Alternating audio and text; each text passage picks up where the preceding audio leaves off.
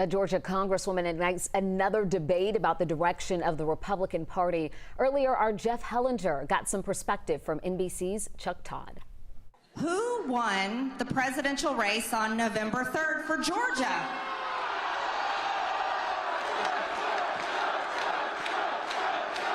The roadshow of Congresswoman Marjorie Taylor Greene and Florida Congressman Matt Gaetz landed in Dalton last night as the duo continues to push the debunked narrative that former President Trump won the presidential vote in Georgia. Joining me is Chuck Todd, the moderator of Meet the Press on NBC. Chuck, there was an interesting number this week, a Reuters poll showing that more than half of Republicans believe that Donald Trump is the actual president of the United States. And despite what people like former Speaker Paul Ryan are hoping for, Trump's influence not waning at all in the party. Not at all. And in fact, there was another survey out that indicated something 1 in 4 Republicans believe that eventually, via a QAnon prophecy, that the rightful leadership will be restored very soon, that a storm is coming and the elites and all of this. So there is a broken information ecosystem in our country. You and I have talked about this before, but it's really acute on the right.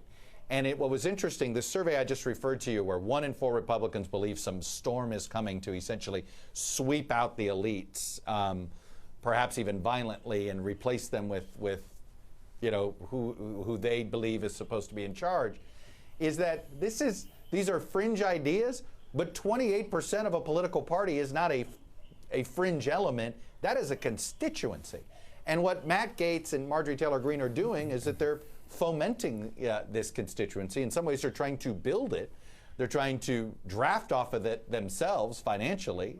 They're clearly successfully doing that to a point. Conspiracy theories have always been a part of the United States. I'm old enough to remember the John Birch Society and some of those conspiracies that fermented among that group. It's a part of freedom. You can make that argument, but is it the internet, is it social media that has really sown the seeds of conspiracies that have taken root and grow into these giant oak trees? So, it's interesting. I was talking to Clint Watts. He's a former FBI agent who's basically monitored this first overseas when they were worried about how ISIS was using social media to essentially radicalize folks online. And he now looks at this from a domestic perspective. And he said, the biggest problem we have, Jeff, is that there is a demand for disinformation. There's almost a preference to go down a conspiracy theory rabbit hole than there is to seek the truth. Chuck, as always, we appreciate it. Meet the Press is right here Sunday on 11 Alive at 10 a.m.